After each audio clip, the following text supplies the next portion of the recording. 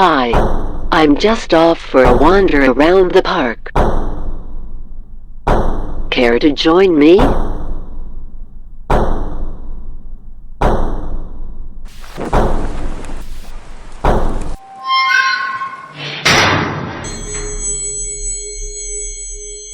Okay, here we are. The place, Backhouse Park. The city, Sunderland. The time, February 2022. Formerly private grounds belonging to the Backhouse family, hence the name. It came into the possession of Sunderland Corporation in 1922. So this is its centenary year. Winter woodland walks are always interesting for the interplay of shapes, colors, and textures that you wouldn't notice when the trees are in leaf.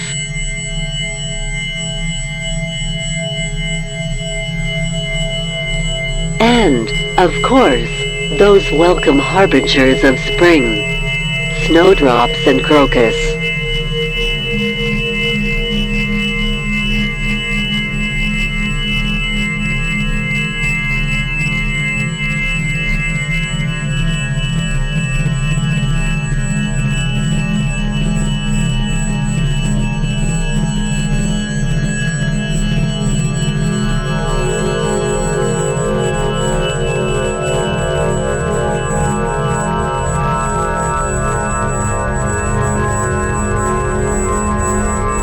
Woodlands have taken a bit of a beating this winter, and this park is no exception.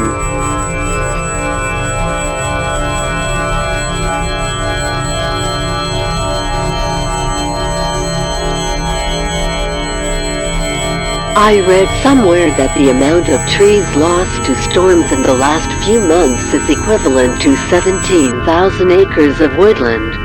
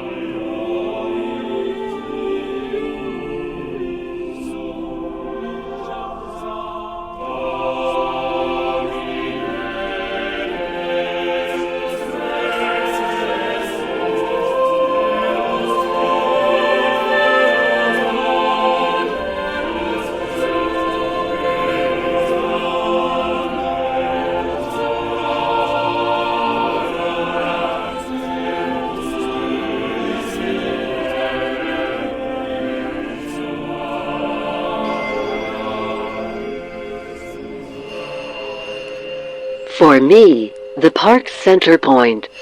The Hendon Burn, wending its way to the sea.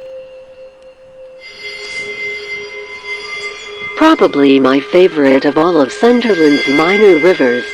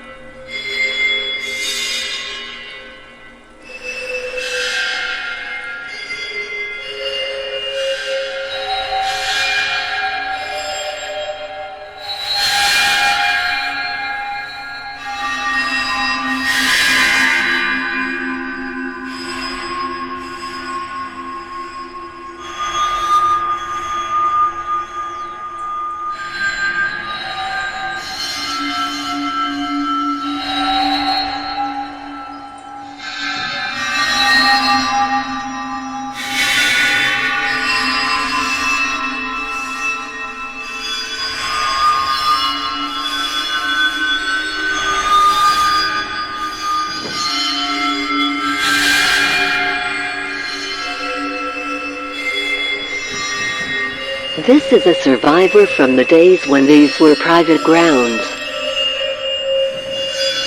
In those days though, it was a fountain. It's marked as such on late Victorian Ordnance Survey maps, so it's well into its 2nd century.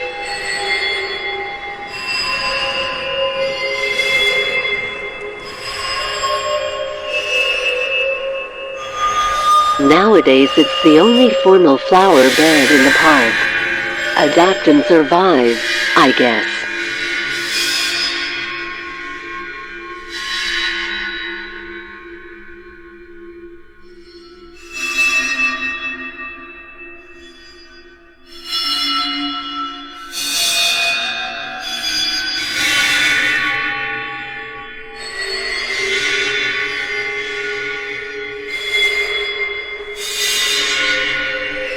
Ashburn House, built for the Backhouse family around 1840.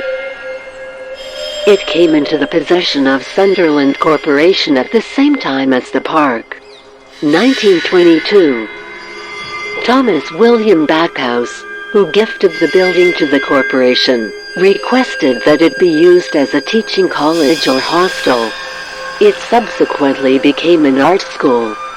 It eventually fell, as so many things seem to, into the clutches of Sunderland University. And now it's in the clutches, as so many other things seem to be, of developers.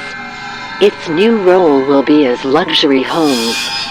Perhaps not exactly what Thomas William Backhouse had hoped for, but hey, everything is there to be monetized in this brave new neoliberal capitalist world. Just outside the park is a building worth a second glance. Built in 1928, it's been described as a blend of Byzantine Revival and Cinematic Art Deco. It was built as a synagogue, and remained one until 2006. Last I heard, it too was in the hands of developers, destined to become luxury apartments. However, I believe planning permission was denied. I don't know what the current state of play is.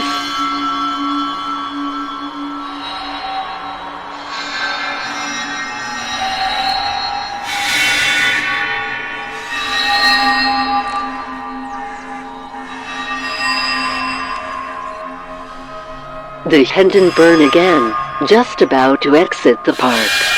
And indeed exit the upper world too.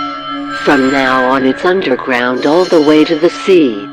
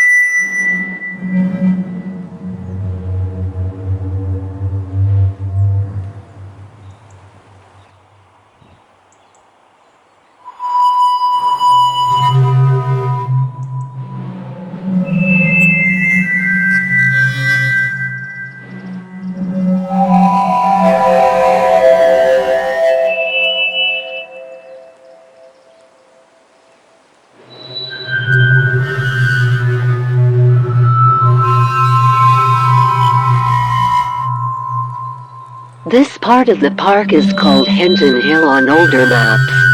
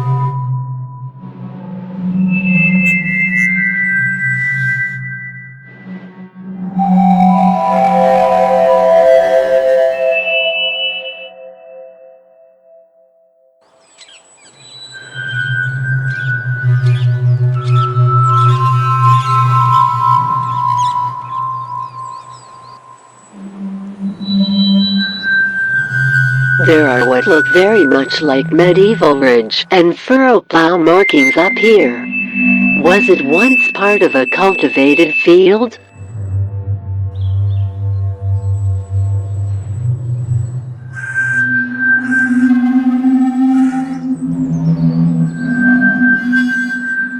A couple of members of the park's expatriate parakeet community. They've been here for several years now, and seem to be surviving well enough.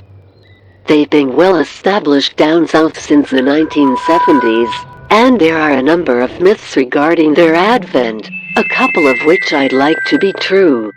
The first is that they are descendants of escapee film extras from the filming of The African Queen at Ealing Studios in 1951.